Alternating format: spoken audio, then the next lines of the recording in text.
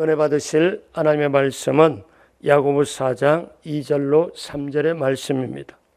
너희는 욕심을 내어도 얻지 못하여 살인하며 시기하여도 능히 취하지 못함으로 다투고 싸우는도다. 너희가 얻지 못함은 구하지 아니하기 때문이요 구하여도 받지 못함은 정욕으로 쓰려고 잘못 구하기 때문이라. 아멘. 오늘 말씀의 제목은 기도의 장애물을 극복하십시오. 오늘 말씀의 제목입니다.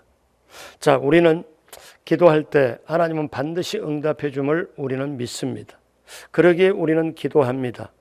기도하면 하나님은 응답해 주신 걸 반드시 우리는 믿고 나아가기 때문에 기도를 계속 하게 되지요. 그런데 우리가 기도하고 이 세상을 살아가는 동안에 응답이 없을 때가 있습니다. 또 응답이 더디 올 때가 있어요. 자, 그런 때는 어떻게 됩니까? 우리 마음이 답답하기도 하고 힘들기도 하고 굉장히 인내심이 한계가 도달할 때도 있습니다. 우리가 보면은 기도를 그렇게 하지만 응답 못 받을 때가 있어요. 하나는 뭐냐면 고난 당할 때 고난이 그 당사자에게 유익이 되면 하나님은 응답하지 않습니다. 성경의 예를 보면 사도 바울이 육신의 가시를 가지고 있었죠. 그래서 이 가시를 제해달라고 하나님 앞에 3번이나 기도했습니다. 근데 하나님은 응답 안 하지요. 그러면서 오히려 뭐라고 말씀하냐면 내 은혜가 너에게 족하다. 그래서 약한데 강해짐이라는 걸 깨닫고 이 가시를 제해달라고 기도를 했지만 하나님이 응답 안 해주신 거는 이 가시 때문에 내가 교만해지지 않고 겸손하고 하나님의 은혜를 더욱더 깨닫게 나가려고 하는구나. 오히려 가시 때문에 응답하지 않는 것 때문에 더 귀하게 깨닫고 나가는 게 사도 바울의 그 도였습니다. 그 다음에 또 하나는 있습니다. 하나님께서 지금 이렇게 해달라고 응답해달라고 그러는데 지금 이렇게 내가 해달라고 하는 것보다 더 낮고 더 높은 귀한 응답이 있으면 현실의 나의 기도에 응답을 안 해주십니다. 자, 성경 예를 보면 엘리야가 그 850대 1에서 사실 엄청난 승리를 거두고 이제 산에서 내려올 때에 그때 이세벨의 협박을 받습니다. 그런 이 엘리야가 그렇게 담대하고 위대한 선지자였지만 이세벨의 협박에 못 이겨서 그때 로뎀나무 아래로 피신을 해서 거기서 하나님께 기도를 하는데 뭐라고 기도하느냐면은 이렇게 기도합니다. 하나님 차라리 나를 죽여주십시오. 내 생명을 거두어 가십시오. 근데 하나님이 그 기도에 응답하셨나요? 안 했습니다. 나중에 이 엘리야의 엄청난 승리와 국가적으로 더 큰 축복을 위하여 지금 현재 원하는 것을 응답을 안 해주십니다. 그러니까 하나님은 오히려 죽여달라고 생명 취해달라고 하는 엘리야에게 까마귀를 통해서 먹을 걸 주고 물을 마시게 해서 더 힘을 돋게 하고 더 좋은 응답을 주시기 위하여 어떻습니까? 더 보살펴 줍니다. 자, 그러면 이런 경우를 제외하고 우리가 기도할 때 응답을 받지 못한 때가 어떤 때입니까? 그것은 바로 장애물이 앞에 있을 때입니다. 그래서 우리가 인생 살아갈 때 예상치 못한 장애물을 만날 때가 있지요. 장애물을 만나면 길이 막히고 힘들고 불편하고 지연될 때가 많습니다. 우리가 계획하고 나가는 미래에 계획과 비전에 장애물이 있으면 과감하게 그 장애물을 치우고 그 일을 시작해야 됩니다. 믿음 있는 사람이 기도를 하고 나아갈 때는 사단이 또 가로막습니다. 마치 구약에 다니엘이 기도할 때 응답이 바로 하나님께로부터 내려와야 되는데 그 응답이 내려오는 응답을 사단이 막아버립니다. 그러니까 다니엘은 인내를 가지고 21일 동안 계속 기도를 하지요. 우리의 앞에 기도도 사단이 이렇게 막아버릴 때가 있습니다. 그럴 때 우리는 예수 그리스도 이름의 권세를 가지고 그 이름으로 강력하게 선포하고 보혈의 능력으로 선포하고 기도를 해야 됩니다. 인내심을 가지고 기도를 해야 되죠. 자, 우리가 이렇게 장애물이 앞에 있을 때는 응답이 없을 때가 있고 응답이 더디 올 때가 있습니다. 그럴 때 우리는 어떻게 해야 되나요? 이 장애물을 우리가 알고 장애물을 우리가 치워야 응답이 올 수 있잖아요. 근데 이 장애물은 우리 안에도 있고 밖에도 있습니다. 오늘은 기도 시리즈 마감하면서 내가 응답이 안 됐을 때 우리가 한번 생각해보고 점검해야 되는 게 오늘 제가 말씀을 드리고 이것이 내게 있어서 이것이 내 속에 있어가지고 내가 이것 때문에 장애물이 되어 내게 응답이 아직 안 왔구나. 이거를 우리가 한번 깨닫기를 원합니다. 그래서 우리가 장애물을 제거하기 위해서는 능력 있는 기도를 해야 되는데 이 능력 있는 기도를 해서 장애물을 우리가 다 철폐시키고 그 다음에 하나님께로부터 정말 귀한 응답을 받아야 되는데 우리가 어떻게 기도로서 우리 앞에 놓여있는 장애물을 극복할 수 있을까요? 첫째로 올바른 동기를 가져야 기도가 막히지 않습니다. 내 속에 아무도 모르잖아요. 남들도 몰라요. 부부 사이도 사실 모를 때도 있어요. 근데 내 속의 마음의 동기를 하나님은 보고 계십니다. 내 속에 구하는 것이 올바른 동기인지 나쁜 동기인지, 예를 들어서 내가 정욕적으로 쾌락을 위해서 구하는 것인지 먼저 살펴보고 기도해야 됩니다. 오늘 야고보 4장 3절에 구하여도 받지 못함은 정욕으로 쓰려고 잘못 구하기 때문이라. 근데 보십시오. 이 정욕으로 구했는데 응답되면요 망하게 됩니다. 그러니까 하나님이 응답을 해줄 수가 없죠. 나쁜 동기는 마음을 사실 도적질하죠.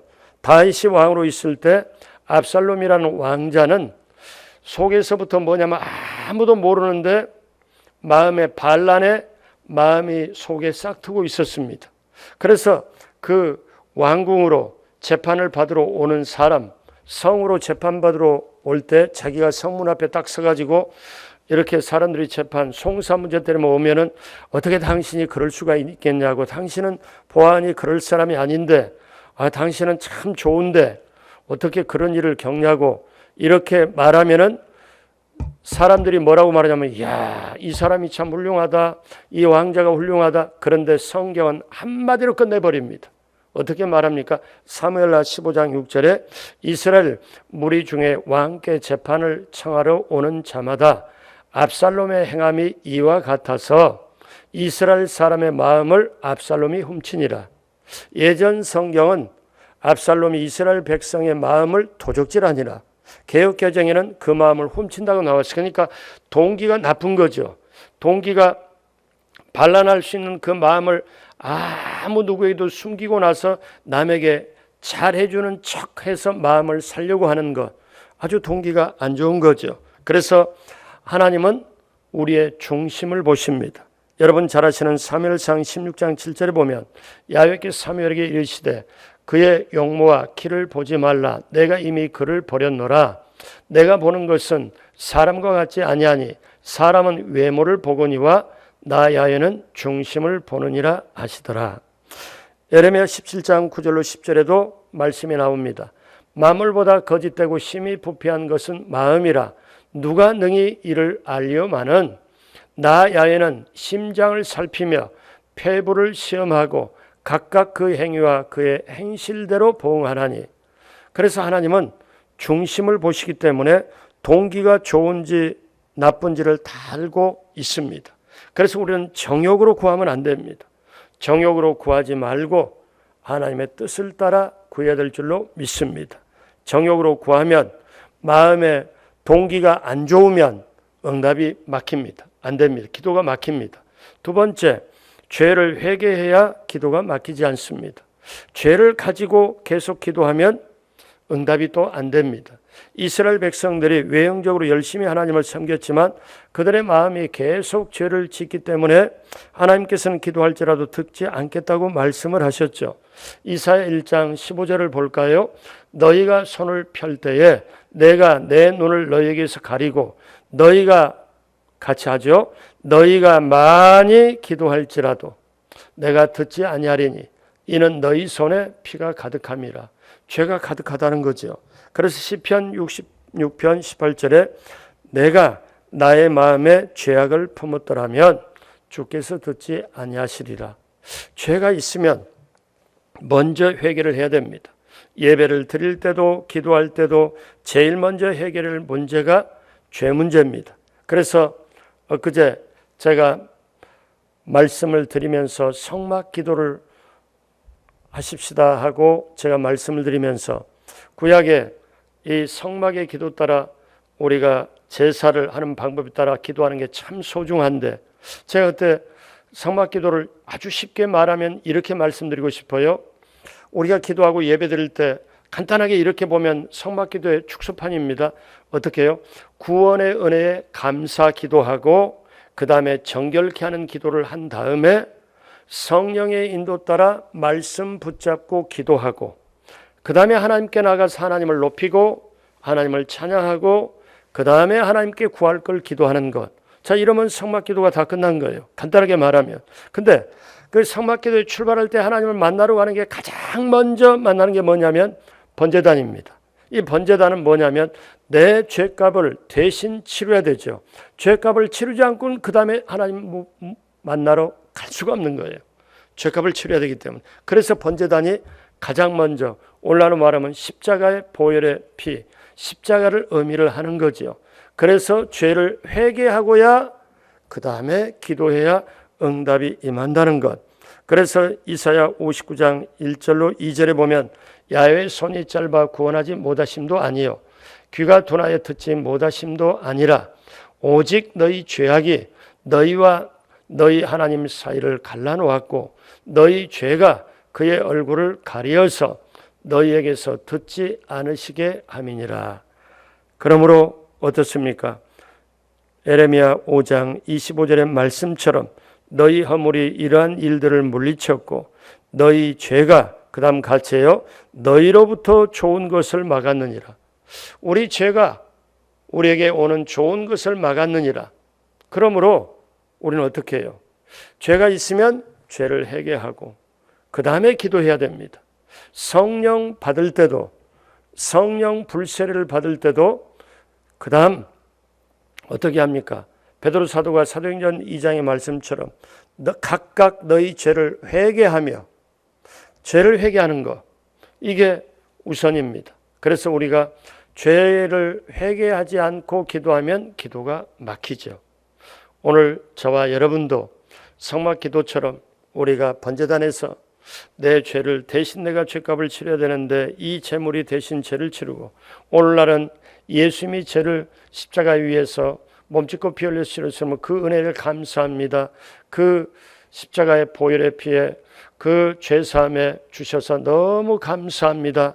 그걸 구원의 은혜에 감사히 기도하고 물도명에서 정결케 하는 손발을 씻는 정결케 하는 그 기도를 함으로써 하나님께 나아가는 것 이것이 소중합니다. 그래서 죄를 회개하고 기도하게 되시길 주님의 이름으로 축복합니다.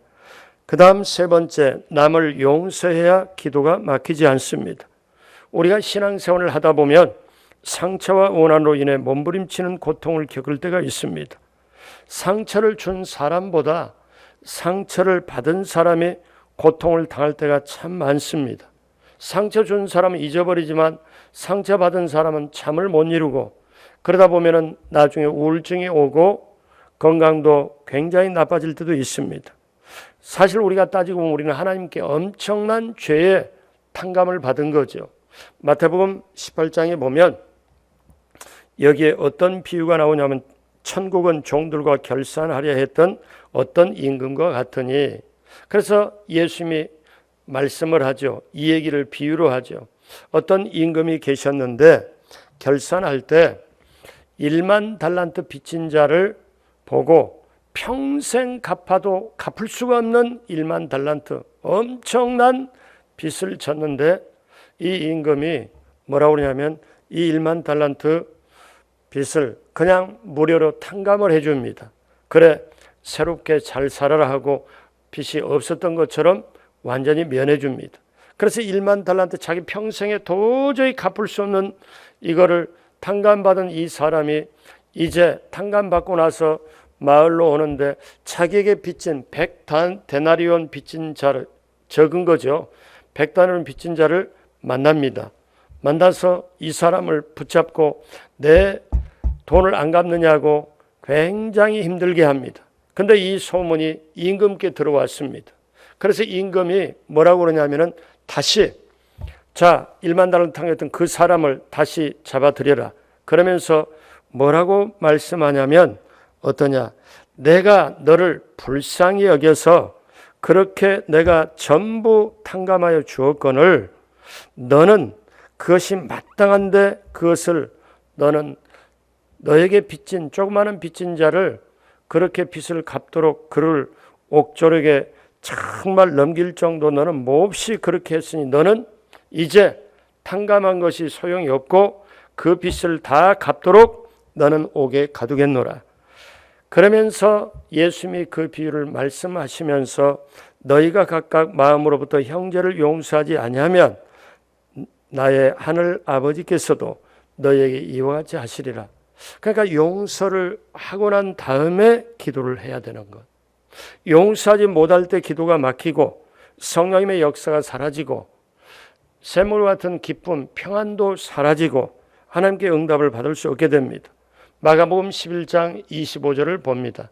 서서 기도할 때 아무에게나 혐의가 있거든 용서하라. 그리하여야 하늘에 계신 너희 아버지께서도 너희 허물을 사여 주시리라 하시니라. 이렇게 말씀합니다. 그래서 마태복음 6장 14절로 15절에 너희가 사람의 잘못을 용서하면 너희 하늘 아버지께서 너희 잘못을 용서하시려니와 너희가 사람의 잘못을 용서하지 아니하면 너희 아버지께서도 너희 잘못을 용서하지 아니하시리라. 그러므로 사랑하는 여러분, 우리는 용서하고 기도해야 됩니다. 여러분 여기서 한 가지 더 덧붙인다면 용서는요 조건이 채워져야 용서하는 게 아니에요. 내가 저 사람한테 피해를 당했고 내가 저 사람한테 너무너무 상처받았는데 그 사람이 나한테 잘못했다고 해야 그 사람이 사과해야 내가 용서해 주지. 그렇지 않으면 용서 못 해준다. 어떤 분은 눈에 흙이 들어가기 전에 용서 못 해준다. 근데요 용서 못 해주면 그 아픔 그 상처가 있어서 저 사람은 그냥 살아있는데 내가 먼저 정말 아프고 병이 들어서 먼저 갈 수도 있습니다. 그러니까 어떠냐? 하나님은 원수를 사랑하라는 말은 원수를 용서라는 말은 원수 잘되게 하려고 하는 게 아니라 먼저 나를 사랑하사 나를 잘되게 하기 위하여. 원수가 있다는 게 괴로운 거잖아요. 그러니까 용서해라. 원수가 없으면 평강도 화평도 기쁨도 오고 기도의 응답도 오는 것. 여러분 중에 용서하지 못한 것이 있거든 용서하시고 선택으로 용서하시고 조건을 뛰어넘어서 용서하시고 기도하시길 주님의 이름으로 축복합니다. 네 번째, 이기심을 버려야 기도가 막히지 않습니다. 하나님께서 우리의 기도에 응답하시지 않는 이유는 사실 우리가 어떤 면에서 너무 인색하기 때문에 그렇습니다. 잠언서 21장 13절에 귀를 막고 가난한 자가 부르짖는 소리를 듣지 아니하면 자기가 부르짖을 때에도 들을 자가 없으리라. 이렇게 말씀합니다. 내가 가지고 있는 물질, 내가 가지고 있는 건강, 내가 가지고 있는 달란트 모든 것 하나님이 주신 거잖아요. 그러니까 이 세상에 있으면서 가지고 있는 건 내가 관리하는 청지기로서 하는 거지 내 것이 아니거든요. 내 것이 정말 진정 내 것이라면 죽을 때도 가지고 와야 내 것이잖아요. 근데 하나님은 공평하게 해놓으셨어요. 이 세상에 벌거숭이로 맨몸으로 아무것도 없이 맨몸으로 태어나게 만들었다가 마지막에는 옷 한 벌 입고 가도록. 그러니까 마지막에는 어떻습니까? 눈에 보이는 건 하나도 못 가지고 가고 눈에 안 보이는 믿음 가지고 가고 그 다음에 이 땅에서 베풀고 이 땅에서 헌신하고 전도하고 선교하고 구제한 것 그거에 상급받을 걸 가지고 가는 거예요. 그러니까 마지막에는 눈에 보이는 걸 못 가지고 가요. 그러니까 여러분 어떻습니까? 우리가 현재 우리가 사람에게 헌신하든 하나님께 헌금을 드리든 인색하지 말고 하나님께 거저 받았으니 하나님께 거저 드려야 되겠다. 이런 마음 가지고 내 속에 이기심을 낮추면 낮출수록 여러분 기도가 정말 힘있게 됩니다. 이기심을 버려야 어떠냐? 기도가 막히지 않습니다. 다섯 번째, 기도의 장애물을 제거하고 기도하십시오. 지금까지도 제가 여러 가지를 말씀을 드렸는데 조금 구체적으로 보면은 기도의 장애물을 한번 볼까요? 여기에 9가지를 제가 보았습니다. 기도의 장애물. 하나님 말씀에 무관심할 때 응답이 더디 오고 안 올 때가 있습니다. 부부간에 화목하지 못할 때, 그리고 마음속에 우상이 있을 때, 네 번째는 믿지 않고 의심하며 기도할 때, 의심하며 기도할 때는 응답이 안 오죠. 그 다음에 다섯 번째, 형제간에 화목하지 못할 때, 그 다음에 외식하며 기도할 때, 이 외식이라는 말은 어떠냐면 남에게 보이기 위하여 나 기도하는 사람이야 하고 뭔가 남의 사람을 의식하며 남에게 보이기 위하여 형식적으로 습관적으로 형식적으로 할 때 그때를 말합니다. 그 다음에 중언부언하며 기도할 때 기도줄이 잡히지 않고 그냥 자기 필요한 거 그냥 왔다 갔다 기도하는 거예요. 자긍하는 자의 자만한 기도, 그 다음에 염려하면서 하는 기도. 자, 이것을 이렇게 중언부언하거나 자만한 기도나 염려하면서 하는 기도는 사실은 불신앙의 기도이기 때문에 응답이 안 되는 거죠. 그러므로 사랑하는 여러분, 내게 응답이 없을 때는 요거 하나하나를 한번 봐보면 아하, 내가 여기서 걸리는구나. 이걸 우리가 깨닫고 장애물을 제거하길 주님의 이름으로 축복합니다. 마지막 여섯 번째, 기도로 성령님과 교제하며 장애물을 극복하십시오. 우리 그리스도인이 믿음으로 구원에 이르는 지혜가 있게 하고 하나님의 사람으로 온전케 하기 위하여 성경 말씀을 깨닫게 해줍니다. 누가 깨닫게 해줍니까? 성령께서 깨닫게 해줍니다. 이 성경 말씀의 저자가 누구냐면 성령님이세요. 그러니까 이 저자가 성령님이니까 지은이가 성령님인데 여러분 모세, 바울, 누가 마태 그분들은 성령의 인도함 받아서 하나님의 말씀 주신 것을 펜으로 대필하는 대필자이지 이거는 마가가 지은 게 아니잖아요. 바울이 지은 게 아니고 하나님께 받아서 쓴 대필자지 이 말씀의 저자는 하나님의 성령 하나님이세요. 그러니까 이것은 하나님의 말씀이라고 그러죠. 그래서 저자인 성령님이 이 말씀을 비춰줘야 조명이라고 그럽니다. 비춰줘야 깨닫게 되는 거죠. 자, 그러면 기도에도 어떠냐면 기도도 내 임의대로 지금까지 제가 기도의 장애물에 대해서 계속 말씀을 드렸는데 우리 힘으로 이 장애물을 극복하고 우리 힘으로 이 장애물을 넘는다 이게 아니에요. 성령님이 도와주셔야 우리가 장애물을 극복할 수 있습니다. 자, 그래서 로마서 8장 26절로 27절은 뭐라고 말씀합니까? 우리 같이 합니다. 이와 같이 성령도 우리 연약함을 도우시나니 우리는 마땅히 기도할 바를 알지 못하나 오직 성령이 말할 수 없는 탄식으로 우리를 위하여 친히 간구하시느니라. 마음을 살피시는 이 성령님입니다. 성령의 생각을 아시나니 이는 성령이 하나님의 뜻대로 성도를 위하여 간구하심이니라. 성령님이 저와 여러분을 우리가 기도가 안 될 때, 기도가 힘들 때, 기도를 어리버리하고 어떻게 기도에 초점이 잡히지 않을 때, 기도의 줄을 못 잡았을 때 성령님이 안타까운 마음으로 우리의 기도를 도와주셔서 우리의 연약함을 도와주시고 하나님의 뜻대로 우리를 위해 간구하시느니라. 그러므로 여러분 성령님 없이는 우리가 올바른 기도를 할 수가 없습니다. 성령님, 제가 오늘 새벽에 이렇게 새벽을 깨우고 이렇게 하나님 앞에 지금 무릎 꿇고 있습니다. 하나님, 이 시간에 주신 말씀 깨닫게 하기 위하여 그리고 제가 드리는 기도를 하나님께 상달되기 위하여 성령님 도와주십시오. 성령님 제 기도를 도와주십시오.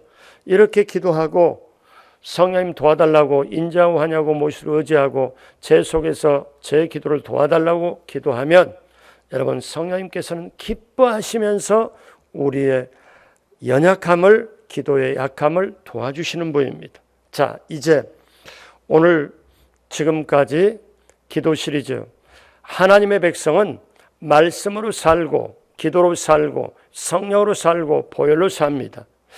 기도로 승리하는 그리스도인, 오늘 이 시대처럼 강력한 기도가 필요하고 우리는 기도 없이는 살지를 못합니다. 기도 안 하면 사실 살지 못할 정도 아니라 죽습니다. 기도 안 하면 망합니다. 기도해야 삽니다. 기도해야 길이 생깁니다. 말씀 속에서 나를 찾아내고 찾고 나를 보고 기도로서 길을 묻고 나가야 돼요. 왜? 예수님의 모든 것이 답이기 때문에. 그래서 저는 오늘 이 기도 시리즈의 마감으로 제가 이 내용을 인용합니다. 조영기 원로 목사님 그 책 기도 하나님의 능력을 체험하는 길, 이 책 보시면 여러분도 보신 분이 계실 거예요. 이 책에 이런 내용이 있습니다. 이 내용을 제가 한번 같이 저도 여러분도 같이 한번 읽으면서 성령님 도움 받아 우리가 기도하면 성령님께 기도로서 묻고 대화하면서 기도하면 정말 성령님이 우리 안에 계셔서 기도의 장애물도 극복하고 응답하게 하시는 것을 확실하게 깨달을 수 있습니다. 제가 거기에 책에 나오는 내용을 그대로 인용을 하겠습니다. 우리 같이 한번 읽어봅니다. 기도란 이처럼 하나님 앞에서 자기 마음의 생각을 올바로 갖는 것입니다. 성경을 보면 하나님을 표현할 때 마음을 살피시는 이라고 했습니다. 따라서 우리의 생각과 마음이 주님 중심이 될 때 우리가 쉬지 않는 기도를 드릴 수 있습니다. 이를 위한 구체적인 실천 방법으로 나는 성도들에게 예수님이라면 어떻게 하실까라는 생각을 자주 하라고 합니다. 즉 우리가 어떤 일을 결정할 때마다 사람들을 대할 때마다 예수님이라면 이런 경우에 어떻게 하셨을까를 생각해 보는 것입니다. 이를 통해 우리는 성령님과 항상 교제하며 그분의 음성에 귀 기울이는 연습을 하게 됩니다. 이처럼 끊임없이 성령님 어떻게 할까요? 라고 물으며 그 대답에 따라 행동하다 보면 우리는 하루 내내 하나님께 기도하며 생활할 수 있게 되는 것입니다. 물론 항상 성령님과 대화하며 기도하는 것이 쉽지는 않습니다. 처음 시작할 때에는 우리 생각이 예수님 중심이 되었다가도 어느 틈엔가 다른 방향으로 달려가고 있는 것을 깨닫게 됩니다. 그러나 이런 생각을 고치고 예수님 중심으로 만들려는 훈련을 끊임없이 반복하다 보면 사람을 만나면서도 일상적인 일을 하면서도 우리의 마음과 영혼을 예수님 중심이 되어 끊임없이 기도하는 삶을 살 수 있게 되는 것입니다. 아멘. 성령님이 내 안에 모시고 성령님 이런 때는 어떻게 할까요? 우리가 계속 묻고 나가면 성령님이 우리에게 답변을 주시고 이렇게 하면 좋겠다고 마음에 반드시 주십니다. 그러므로 우리는 이제 왜 기도를 하고 나가야 되냐? 하나님의 사람 저와 여러분들에게는 우리는 반드시 천국에 들어가야 합니다. 천국을 차지해야 됩니다. 천국 가서 상급을 받아야 되죠. 그래서 우리가 가는 여정에는 반드시 가나안을 차지하기 위해 우리 이스라엘 백성이 그때 광야에서 가나안까지 가서 가나안을 차지하기 위해서는 광야 생활부터 승리가 임해야 되는데 근데 우리가 가는 길에도 똑같이 우리가 천국까지 가는 길에 사단이 막고 있습니다. 때로는 우리 안에 욕심부터 시작하여 장애물이 꽤 우리 안에 있기도 합니다. 이럴 때 이스라엘 백성이 가나안 땅에 들어가려고 보니까 여리고성이 확 버티고 있고 아이성이 버티는 것처럼 장애물이 버티고 있을 때 그 장애물을 정복해야 가나안을 정복하는 것처럼 저와 여러분들에게도 장애물이 계속 다가올 수 있습니다. 근데 사실은 장애물이 문제가 아니라 장애물에 대하는 나의 마음의 자세, 믿음이 있느냐 없느냐 이것이 문제입니다. 그런데 성령님과 함께 가면 어떤 장애물도 넘을 수가 있습니다. 성경에 쉬지 말고 기도하라 말씀하잖아요. 또 이렇게 말씀합니다. 예전 성경에는 무시로 성령 안에서 기도해라. 요즘 개역 성경에는 항상 성령 안에서 기도해라. 성령님 안에서 기도하라. 언제나 성령님과 함께 기도하는 사람이 되어 오늘 이후로 주님 전에 이를 때까지 남은 인생에 기도의 사람으로, 하나님의 사람으로 넉넉하게 담대하게 승리하고 나가는 저와 여러분 모두가 되시길 주님의 이름으로 축복합니다. 기도하겠습니다. 하나님 아버지 감사합니다. 언제나 성령님과 함께 성령님께 묻고 기도함으로 장애물을 극복하고 인생의 비전과 꿈을 펼쳐가며 천국까지 넉넉하게 들어갈 수 있도록 함께하여 주옵소서. 코로나 바이러스 때문에 힘들고 어려운 시대를 지나고 있습니다.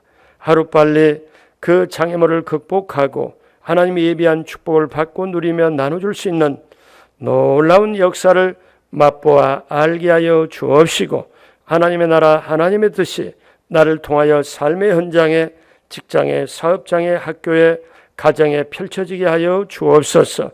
오늘도 하나님 앞에 온라인으로 귀한 예물 드린 것 기쁘게 받으시고 넘치게 채워 주옵시고 또 하나님 이 새벽에 또 영상으로 대하며 간절히 기도할 때 그 기도에 하늘문을 여시고 응답하여 주시고 문제가 해결받고 기도에 응답이 임하고 아픈 몸 깨끗이 나음받고 치유가 되고 치료가 되는 놀라운 역사가 넘치게 임하게 하여 주옵시고 시편 23편의 축복이 넘치도록 임하게 하여 주옵소서. 감사하옵고 예수님의 이름으로 축복하고 기도드립니다. 아멘.